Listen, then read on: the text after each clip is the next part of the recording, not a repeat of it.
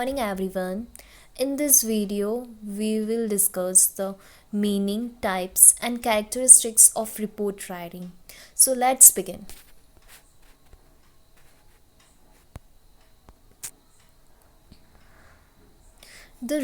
What is report writing? So you must have heard the term report writing before.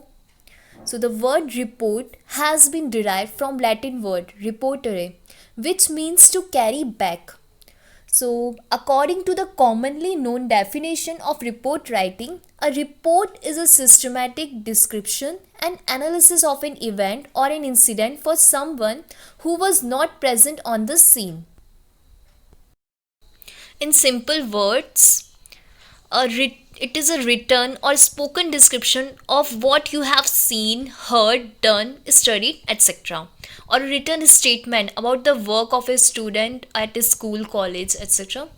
So report is like that so like हम annual function के time पे report लिखते हैं. जब कोई event होता है स्कूल में तब हम रिपोर्ट लिखते हैं, या फिर कोई एक्सीडेंट हो जाता है तो हम उस डिस्क्रिप्शन को रिपोर्ट में लिखते हैं उस पर्सन के लिए जो उस टाइम पे वहाँ पे प्रेजेंट नहीं था. तो रिपोर्ट एक सिस्टमैटिक डिस्क्रिप्शन है और उस इवेंट का एनालिसिस है या इंसिडेंट का एनालिसिस है for someone who was not present on the scene. जो उस पर्सन के लिए आप एनालाइज करते हो कोई भी मतलब कोई भी किसी भी इंसिडेंट को या इवेंट को जो पर्सन उस टाइम पे उस जगह पर प्रेजेंट नहीं था, right? Okay, so we will move forward with the types of report writing. So, a report may either be oral or written. An oral report is a kind of face to face communication about something seen or observed. So, since a written report is a permanent record that we write and then transmit to others, written report may further be divided into the following types. The first one is informal report, the second is formal report, the information report, analytical report, routine report, spatial report, and the last one is progress report. सो तो oral report जो होती है उसमें आप face to face communication करती हैं, जो कि आपने कोई इंसिडेंट देखा है या आपने ऑब्जर्व किया है उसको आप फेस टू फेस किसी को बताते हैं. और रिटर्न रिपोर्ट में आप परमानेंट रिकॉर्ड रखते हैं और अपना मतलब आप किसी को ट्रांसमिट करते हैं, दूसरे पर्सन को लिख कर आप ट्रांसमिट करते हैं, तो वो रिटर्न रिपोर्ट कहलाती हैं. तो उसको फर्दर डिवाइड किया है अलग अलग पार्ट्स में. तो फर्स्ट है informal report. So let's begin the description of informal report. So, and the informal report is usually in the form of a person to person communication. It does not follow the rules and procedure directed by an organization, right? So informal report is just like an informal letter. We needn't have to follow the rules and procedure like which is directed by an organization. So it is generally written in memo or letter formats, right? तो informal report जो रहती है वो person to person communication रहती है. इसमें किसी भी पर्सन को रूल्स और प्रोसीजर को फॉलो नहीं करना पड़ता है ऑर्गेनाइजेशन के द्वारा डायरेक्ट किए गए. So let's move forward to the formal report. So, a formal report is prepared on a standard of prescribed form and is presented according to a set procedure to a prescribed authority. So, formal report is the opposite of informal report. So, in this report, we have to follow the procedure and rules and regulation by the made by the prescribed authority. And it is generally longer than an informal report and contains many specific sections and labels and the like. So formal report आप मतलब standard और prescribe form में बनाई जाती है. इसको procedure के according follow किया जाता है. जो अथॉरिटी ने जो प्रोसीजर सेट किया है उसके अकॉर्डिंग इसको बनाया जाता है फॉर्मल रिपोर्ट को. इसमें सारे रूल्स और रेगुलेशन को फॉलो किया जाता है, right? Now we will move forward to informative reports. So in such reports only data is presented which is further assessed and evaluated by someone else. So these kinds of reports provide data, facts, feedback, and other types of information without analysis or recommendation. सो इस report में आपको सारी चीज़ों के बारे में जानकारी दे दी जाती है, सारी इंफॉर्मेशन प्रोवाइड कर दी जाती है, जैसे कि डाटा, फैक्ट्स, फीडबैक और अदर टाइप्स ऑफ इंफॉर्मेशन, लेकिन रिकमेंडेशन नहीं दिया जाता है। इसमें किसी के द्वारा इवेल्युएट नहीं किया जाता है, मतलब हमारे द्वारा इवेल्युएट नहीं किया जाता है, कोई और पर्सन इसको इवेल्युएट करता है। It which is further accessed and evaluated by someone else. ये किसी और के द्वारा evaluate किया जाता है. The characteristics of reports. So these are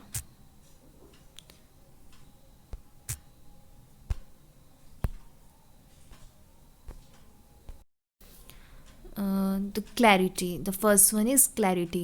So the clarity can be achieved by the proper arrangement of facts. A report writer must be able to introduce his sources, describe and discuss his findings, and finally make necessary recommendation.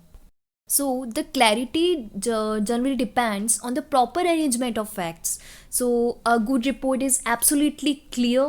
So reporter should make its purpose clear, define its sources, state its finding, and finally make necessary recommendation. Clarity of facts enhances the quality of the report, right? तो हमेशा जो आपके जो facts हैं उनका arrangement अच्छे से करना चाहिए ताकि सामने वाले को अच्छे से आपकी बात समझ में आए, राइट? तो हमेशा रिपोर्ट में जो फैक्ट्स को आप अरेंज करते हैं वो प्रॉपरली करना चाहिए, और जो रिपोर्ट राइटर रहता है उसको अपने सोर्सेस को इंट्रोड्यूस करते आना चाहिए, उसको अपनी जो फाइंडिंग्स हैं उसको डिस्क्राइब और डिस्कस करते आना चाहिए, उसके बाद लास्ट में नेसेसरी रिकमेंडेशन देना चाहिए। तो हमेशा आपके रिपोर्ट में क्लैरिटी होना चाहिए, और क्लैरिटी कैसे अचीव होगी? Properly, by the properly arrangement of facts. और क्लैरिटी होने से जो क्वालिटी है रिपोर्ट की वो अच्छी हो जाएगी, right? The second one is accuracy. So accuracy of facts or details is a prerequisite for any report. So inaccurate facts may lead to hazardous results. That means the information contained in a report must be based on accurate fact, since decisions are taken on the basis of reported information. So any inaccurate information or statistics will lead to wrong decision. So it will cause delay in achieving the organizational goal. So the facts should be always accurate, right? तो आप कोई भी जो fact बता रहे हैं, जो भी इंसिडेंट रियल में हुआ है, हमेशा वो रियलिटी को लिखना चाहिए रिपोर्ट में। तो उसके जो आप रिपोर्ट में लिखते हैं उसके फैक्ट्स हमेशा एक्यूरेट होने चाहिए। अगर आप गलत सलत लिख देंगे तो उसका कंक्लूज़न भी ख़राब बनेगा और उसका रिकमेंडेशन भी गलत होगा, राइट? तो जो इनएक्यूरेट फैक्ट अगर आप लाएंगे, अगर आप गलत इन्फॉर्मेशन लाएंगे तो उसके रिज़ल्ट बहुत हज़ार्डस हो सकते हैं, उसके रिज़ल्ट बहुत ज़्यादा ख़राब हो सकते हैं। जैसे कि अगर आप प्रोग्रेस रिपोर्ट बना रहे हैं और प्रोग्रेस रिपोर्ट में आपने इंडस्ट्री में क्या क्या काम हो चुका है, अगर आपने फैक्ट्स सब कुछ गलत बता दिए, या कोई एक्सीडेंट हो गया है, आपने उसके बारे में सब कुछ गलत फैक्ट बता दिया, तो उसके कारण क्या होगा? न्यूज़ भी गलत छप जाएगी और उसका रिज़ल्ट बहुत ज़्यादा हज़ार्डस होगा। मतलब किसी को भी रियल चीज़ के बारे में पता नहीं चल पाएगा कि एक्चुअल में जो एक्सीडेंट हुआ था उसमें गलती किसकी थी, वो सामने वाले को समझ में ही नहीं आएगी। तो हमेशा जो फैक्ट है वो हमेशा एक्यूरेट होना चाहिए, और प्रोग्रेस रिपोर्ट में भी अगर आप सही इन्फॉर्मेशन दोगे तो ही सामने वाले को समझ में आ पाएगा कि आपकी प्रोग्रेस कितनी ज़्यादा हो चुकी है आपके बिजनेस में, राइट? तो अगर आप गलत इन्फॉर्मेशन दे दोगे तो फ्यूचर में भी फिर आपको नया प्रोग्रेस रिपोर्ट बनाने में फिर से इन्फॉर्मेशन पुरानी चेक करनी पड़ेगी, और नए फैक्ट्स आपको फिर से आपको फैक्ट अरेंज करने पड़ेंगे, राइट? तो हमेशा एक्यूरेसी होनी चाहिए फैक्ट में। The third one is relevance. So every fact mentioned in the report must have a relevant bearing on the subject, while irrelevant facts lead to a state of confusion. So it means the fact presented in a report should be relevant. Irrelevant facts make a report confusing and likely to mislead decision making, right? तो हमेशा आप जब fact mention करते हैं report में तो वो सही होने चाहिए. अगर फैक्ट गलत होंगे तो उसके कारण कन्फ्यूज़न क्रिएट होगा, या फिर आप मतलब इररिलेवेंट फैक्ट होंगे, मतलब जो जितना ज़रूरी है उतना ही मेंशन करना है रिपोर्ट में. कुछ इररिलेवेंट चीज़ें या कुछ बाहर की चीज़ें आपको मेंशन करने की ज़रूरत नहीं है. राइट. लाइक आप जैसे एनुअल फंक्शन की रिपोर्ट बना रहे हो, तो एनुअल फंक्शन में क्या क्या हुआ, पहले सरस्वती वंदना हुई, फिर गेस्ट आए, फिर पूरा आपका प्रोग्राम हुआ, तो ये सब आपके रिलेवेंट फैक्ट हैं. लेकिन अगर आपने इररिलेवेंट क्या लिख दिया कि उसमें 500 कुर्सियाँ रखी थी, उसके साथ ये फूल था, ये था, और ये मैम पिंक कलर की साड़ी पहनी थी, तो ये सब इररिलेवेंट फैक्ट हैं जो कि उस टाइम पे ज़रूरी है. हमें वो ही फैक्ट बताने चाहिए जो कि रिलेवेंट हो. अगर हम इररिलेवेंट फैक्ट बताएंगे उस सिचुएशन से अनरिलेटेड, मतलब जिसका हमें बिल्कुल ज़रूरत नहीं है अपने इवेंट को डिस्क्राइब करने के लिए, तो अगर हम वैसे फैक्ट्स बताएंगे तो उससे कन्फ्यूज़न क्रिएट होगा, राइट. सो नेक्स्ट है precision. So the writer has to be not only clear but also precise about the central purpose of writing the report. Precision मतलब यथार्थ, means accuracy of facts, and then the writer should be clear. So the purpose of the report should be clearly defined. The precision of a report provides the unity to the report and makes it a valuable document for best usage, right? तो जो writer होता है उसको हमेशा clear होना चाहिए उसके precise के बारे में, मतलब उसके जो सेंट्रल पर्पस है रिपोर्ट लिखने के लिए उसके बारे में हमेशा उसको क्लियर होना चाहिए, उसको प्रिसाइज होना चाहिए हमेशा, राइट. तो ये उसकी क्वालिटी होती है. नेक्स्ट है objectivity. So the a writer should not be biased while giving recommendation at the end of the report. There should be impartial conclusion, right? Means recommendation made at the end of a report should be impartial and objective. It should not be biased and the personal feeling of the reporter. They should come as a logical conclusion for investigation and analysis. Means जो आप report में जो last में जो conclusion देती हैं या recommendation देती हैं वो बायस नहीं होना चाहिए, मतलब किसी भी एक पर्सन के पक्ष में नहीं होना चाहिए. हमेशा दो जनों के मतलब दोनों जगह पे ध्यान देना चाहिए, मतलब न्यूट्रल होना चाहिए, बायस नहीं होना चाहिए, किसी भी पर्सन के पक्ष में नहीं हमें कंक्लूजन देना है. अगर एक्सीडेंट हुआ है, राइट, अब जैसे ट्रक और कार के बीच में एक्सीडेंट हुआ है तो हमें बायस होके सिर्फ कार वाले का साइड नहीं लेना है कि कार छोटी गाड़ी है तो हमेशा ट्रक की ही गलती होगी, ऐसा ज़रूरी नहीं है. हो सकता है कि कार रॉन्ग साइड से आ रही थी इसलिए ट्रक की टक्कर हो गई कार से, तो इस चीज़ में दोनों की गलती है. तो आपको बायस कंक्लूजन नहीं देना है, जो सच्चाई है उसके बारे में बताना है, मतलब आपको फैक्ट बताना है रिपोर्ट में. So a writer should not be bias while giving recommendation at the end of the report, right. तो उसको रिकमेंडेशन देते टाइम बायस नहीं होना चाहिए और ये हमेशा इम्पार्शियल कंक्लूजन होना चाहिए. The next one is grammatical appropriateness. So a report should abide by the laws of grammar and system. The appropriate marks of punctuation should be used to give necessary pauses to the sentences. That means a good report should be free from grammatical errors. Any faulty construction of a sentence may make its meaning different to the reader's mind, and sometimes it may become confusing, right, or ambiguous.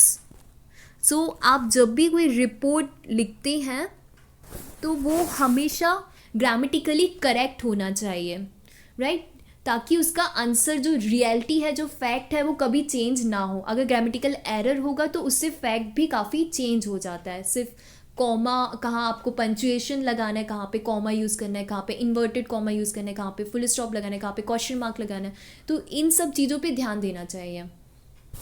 Right. तो हमेशा हमें जो आपकी report होती है उसमें grammatical वो appropriate होना चाहिए, एक्यूरेट होनी चाहिए report.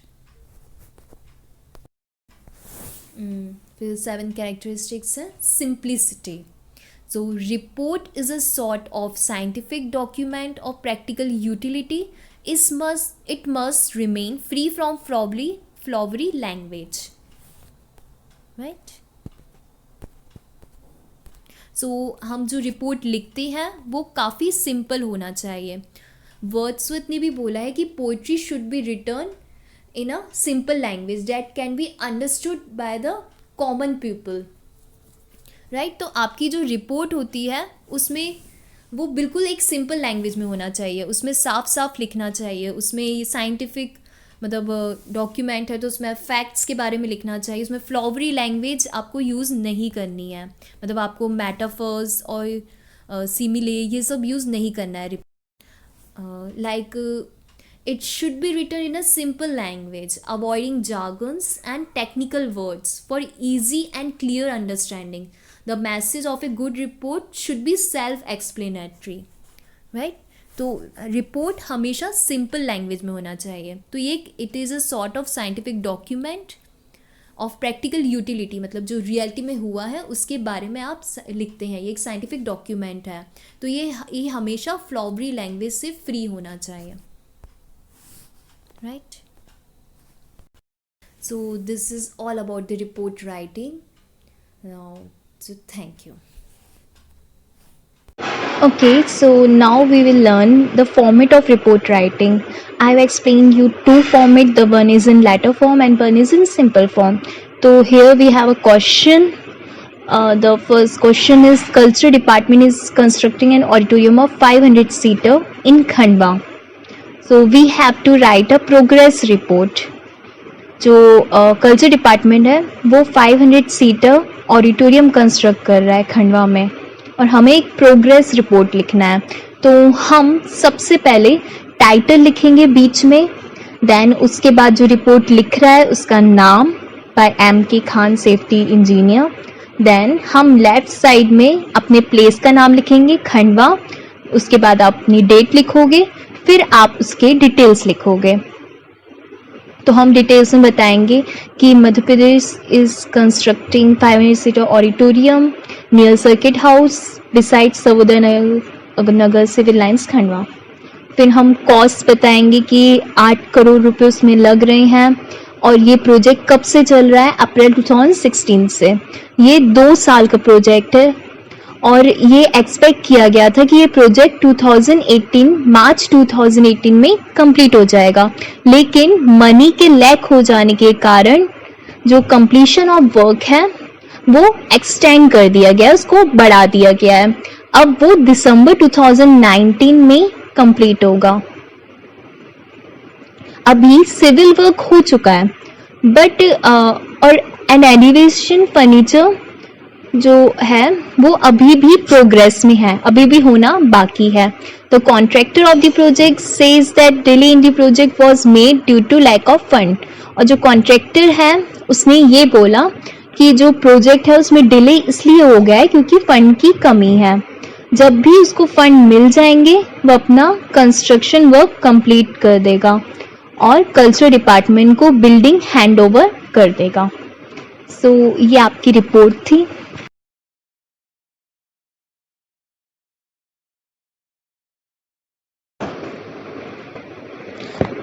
Now the second report is in letter form.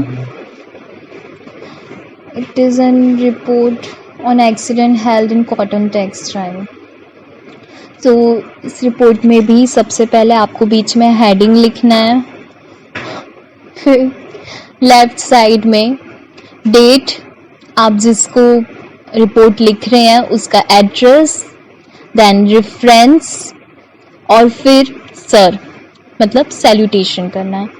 फिर हम बताएंगे कि उस जगह का बताएंगे कि an accident was held in Mayur cotton textile near Indore नाका, मतलब कहाँ पे हुआ है एक्सीडेंट, कितने समय पे हुआ है, किस डेट पे हुआ है।